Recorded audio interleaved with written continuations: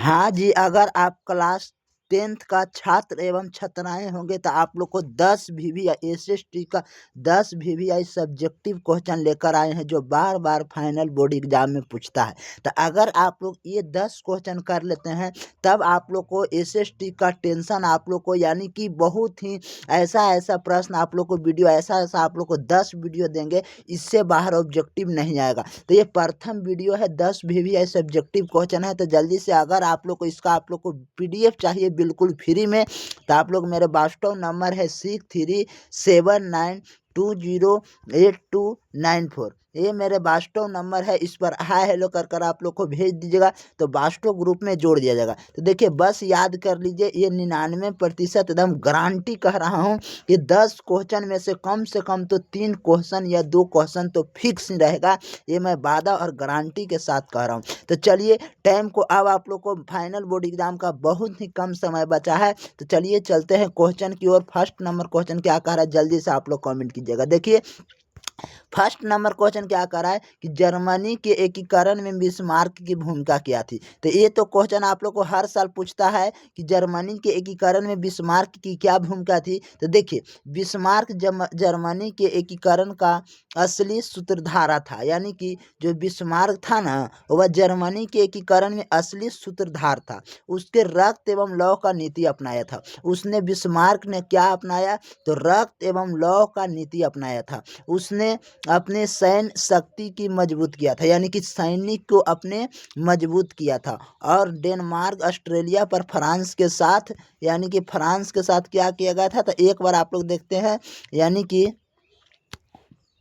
France के साथ युद्ध करके यानी कि फ्रांस के साथ युद्ध करके जर्मनी के बिखरते हुए राज्यों को एकजुट किया था। तो यही आप लोग को जर्मनी के एकीकरण में बिस्मार्क की क्या थी तो भूमिका थी। क्या थी तो भूमिका थी। तो यही आप लोग को याद करना है। और देखिएगा कि अतः 1871 ईस्वी में पर्याय से जर्मनी का शक्तिशाली यानी कि शक्तिशाली राष्ट्र घोषित किया था। तो ये भी आप लोग बात ध्यान दीजिएगा। तो ऐसा ये 10 प्रश्न है वीवीआई जो बार बार यानी कि फाइनल बोर्ड में एग्जाम में पूछा जाता है। तो चलिए एक बार और देखते हैं कि जर्मनी के एकीकरण में बिस्मार्क की क्या भूमिका थी। तो आप लोग कम से कम 4 लाइन जरूर लिखिएगा, या इतना आप लोग को नहीं लिख पाइएगा तो आप लोग 4 यानी कि लाइन जरूर लिखिएगा कि बिस्मार्क था जो जर्मनी के एकीकरण की असली सूत्रधार था। उसने रक्त एवं लौह का नीति अपनाया था। 2 बात याद हुआ कि नहीं। तब आप लोग तीसरे बात पर लिखिएगा कि उसने अपने सैन्य शक्ति की मजबूत किया था। क्या तो सैनिक को उसने मजबूत किया था। और डेनमार्क ऑस्ट्रेलिया तथा फ्रांस के साथ युद्ध करके जर्मनी के बिखरे हुए राज्यों को एकजुट किया था। किसके साथ तो डेनमार्क एवं ऑस्ट्रेलिया के साथ और फ्रांस के साथ युद्ध लड़ा था। और जर्मनी को क्या किया था तो एकजुट यानी कि एकीकरण किया था। तो अंततः 1871 में उससे पर्यायों में जर्मनी का शक्तिशाली यानी कि राष्ट्र घोषित हुआ था। चलिए यही आप लोग को प्रश्न था फर्स्ट नंबर। चलिए अब चलते हैं दूसरे नंबर प्रश्न। देखिए दूसरा नंबर प्रश्न क्या कर रहा है कि सविया अवय आंदोलन के क्या कारण था, यानी कि सविया अवय आंदोलन था वह क्या कारण था। तो आप लोग कमेंट कीजिएगा कि बिल्कुल राइट आंसर क्या होगा। तो देखिए दूसरा नंबर प्रश्न क्या कह रहा है कि इसके मुख्य कारण निम्नलिखित हैं, यानी कि इसके हैं जो मुख्य कारण निम्नलिखित था। पहला यानी कि साइमन कमीशन का विरोध जिसमें कोई भारतीय सदस्य नहीं था, यानी कि साइमन कमीशन का विरोध जिसमें कोई भारतीय सदस्य नहीं था। तो ये था दूसरा बात है। ये आप लोग को पहला बात था, देखिए आप लोग को थोड़ा सा मिस्टेक हो गया है। ये दूसरा बात था कि दूसरा बात की पूर्ण स्वराज की मांग 1929 के लाहौर अधिनियम में तय किया गया था। पूर्ण स्वराज की मांग 1929 ईस्वी में कहाँ किया गया था तो लाहौर अधिवेशन में तय किया गया था। तो चलिए अब चलते हैं तीसरे नंबर कि नमक कानून। चलिए तीसरा नंबर की नमक कानून सरकार ने नमक पर कर बढ़ा दिया गया जिसके विरोध में गांधी जी ने दांडी यात्रा शुरू किया था। क्या तो दांडी यात्रा गांधी जी ने शुरू किया गया था। तो ये भी आप लोग बात ध्यान दीजिएगा। कितने हैं तो सविया अवय आंदोलन यानी कि कितने हैं तो 3 था। आप लोग को निम्नलिखित है सविया अवय आंदोलन के कारण। पहला कि साइमन कमीशन विरोध जिसमें भारतीय सदस्य नहीं थे। दूसरा पूर्ण स्वराज की मांग 1929 के लाहौर अधिनियम में किया गया था। नमक कानून सरकार ने नमक नमक पर कर बढ़ा दिया गया, जिसमें विरोध में गांधी जी ने दांडी यात्रा शुरू किया गया था। चलिए दूसरे नंबर प्रश्न हो गया। अब चलते हैं तीसरे नंबर प्रश्न। तीसरा नंबर, ये 10 मिनट का मात्र वीडियो बनाते हैं, बहुत ही कम समय का। चलिए, मृदा संरक्षण के उपाय बताइए, यानी कि मृदा संरक्षण है उसका उपाय बताइए। तो जल्दी से आप लोग बताइएगा कि मृदा संरक्षण का उपाय क्या है। तो मिट्टी को बहने से बचाने का मुख्य उपाय है वृक्षारोपण कीजिए। वृक्षारोपण, अधिक से अधिक पेड़ लगाइए, सीढ़ीनुमा खेती कीजिए। देखिए, पहाड़ी इलाकों में सीढ़ीदार खेत बनाकर खेती करना है। फसल चक्र बदल बदल कर फसलें उगाया ताकि आप लोग को, ताकि मिट्टी का उर्वरा शक्ति है जो बनी रही। तो देखिए, मृदा संरक्षण का उपाय क्या है। तो आप लोग पहला बात आप लोग ध्यान दीजिएगा कि मृदा संरक्षण का उपाय क्या है। तो पहला, मिट्टी को बढ़ने से बचाने के लिए देखिए वृक्षारोपण कीजिए। पहला काम वृक्षारोपण अधिक से अधिक कीजिए। दूसरा, सीढ़ीनुमा खेती कीजिए पहाड़ी इलाकों में। तीसरा, फसल चक्र बचाने के लिए बदल बदल कर खेती कीजिए। तो ये 3 बात था। चलिए अब चलते हैं चौथे नंबर प्रश्न।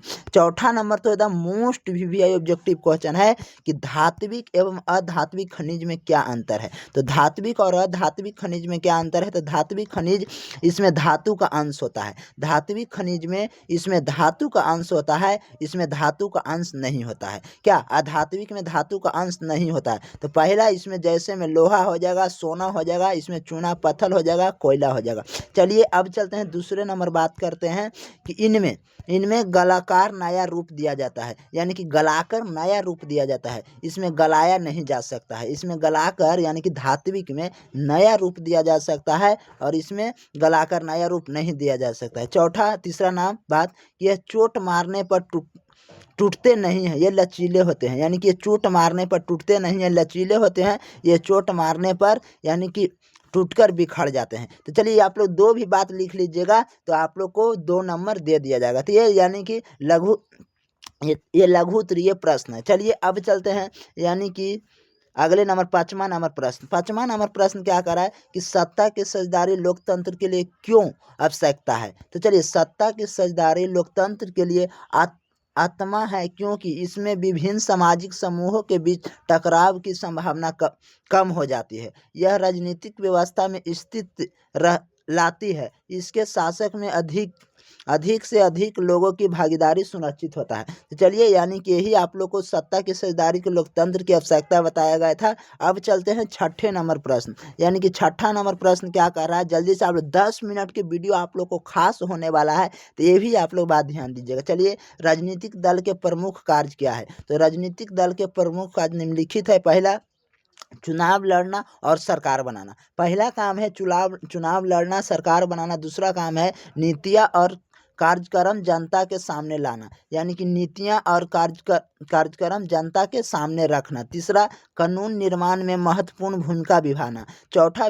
देखिए, चौथा बात क्या कह रहा है, जल्दी से आप लोग ध्यान दीजिएगा कि विपक्ष की भूमिका निभाकर सरकार पर नियंत्रण रखना। तो चलिए, ये आप लोग को 4 बात मैं बता दे रहा हूँ, ताकि आप लोग किसी भी प्रकार का आप लोग 2 बात ध्यान दीजिएगा और आप लोग वहाँ बोर्ड एग्जाम में जाकर लिख लीजिएगा, तब आप लोग को 2 नंबर दे दिया जाएगा। चलिए अब चलते हैं 7वें नंबर प्रश्न क्या कह रहा है। एक बार आप लोग ध्यान दीजिएगा, 7वां नंबर प्रश्न देखते हैं। 7वां नंबर प्रश्न क्या कह रहा है कि अर्थव्यवस्था के 3 क्षेत्र कौन कौन से हैं। तो अर्थव्यवस्था का 3 क्षेत्र है, जो एक प्राथमिक क्षेत्र है, एक द्वितीय क्षेत्र है, एक तृतीय क्षेत्र है। देखिए, ये प्रश्न है ना जो ऑब्जेक्टिव में भी पूछा जाता है कि पशुपालन है वह कौन क्षेत्र में आता है, तब आप लोग ध्यान दीजिएगा कि प्राथमिक क्षेत्र। और पूछा जाता है कि कृषि है जो कौन क्षेत्र में आता है, तो प्राथमिक क्षेत्र में आता है। उद्योग एवं धंधे द्वितीय क्षेत्र में आता है और सेवा क्षेत्र है वह तृतीय क्षेत्र में आता है। तो चलिए, यहाँ तक किसी प्रकार का कोई दिक्कत हुआ है तो आप लोग बताने का प्रयास कीजिएगा कॉमेंट में। देखिए, तो प्राथमिक क्षेत्र की इसमें कृषि,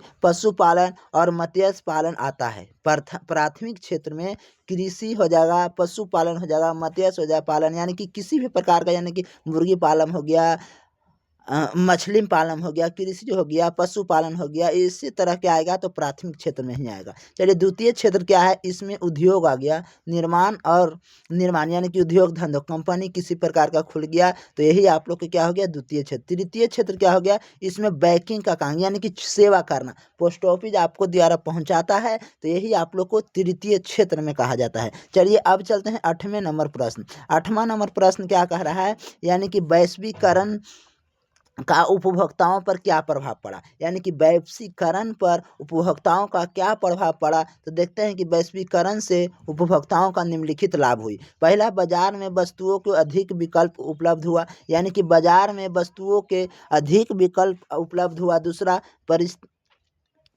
दूसरा बात कि परिस्थापन धारण के कारण वस्तुओं को गुणवत्ता बढ़ी और कीमतें कम हो गई और लोगों के जीवन स्तर में सुधार हुआ। तो चलिए 8वां हो गया। चलिए 8वां का बिल्कुल राइट आंसर यही है। तो आप लोग इतना भी अगर आप लोग लिख लेते हैं तो आप लोग को 2 नंबर मिल जाता है। अगर आप लोग को इसका PDF चाहिए तो आप लोग बास्टू ग्रुप में मेरा जुड़ जाइए। चलिए चलते हैं 9वें नंबर प्रश्न चलते हैं।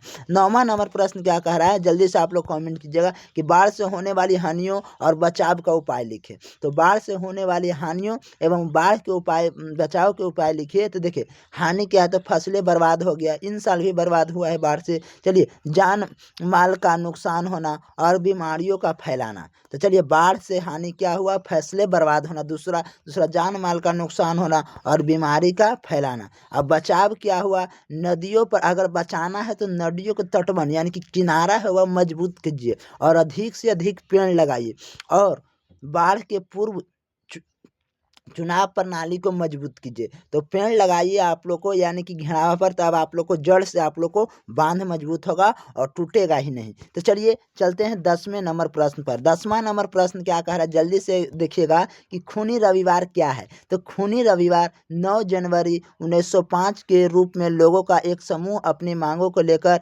जार के महल की ओर जा रहा था, यानी कि 9 जनवरी 1905 के रूप में लोगों का एक समूह अपनी मांगों को लेकर जार के महल की ओर जा रहा था। सेना जार की सेना ने इन निहत्थे लोगों को गोलियां चला दिया और जिसमें हजारों लोगों की मौत हुई। यह घटना रविवार के हुआ था, इसीलिए इसे हम खूनी रविवार के नाम से जाने जाते हैं। तो अगर आप लोग को इस तरह से मज़ेदार वीडियो चाहिए तो चैनल को सब्सक्राइब कर दीजिए और क्लास को लाइक कर दीजिएगा। और मेरे वाट्सएप नंबर है 6367920894। ये मेरे वाट्सएप नंबर है, इस पर हाय हेलो कर आप लोग को भेज दीजिएगा तो वाट्सएप ग्रुप में जोड़ दिएगा। तो चलिए इसी तरह से वीडियो को अगले तरफ बढ़ाएंगे, अगले वीडियो में और 10 से यानी कि अगले प्रश्न लेकर आएंगे। चलिए आज का क्लास यही यानी कि वीडियो समाप्त करता हूँ।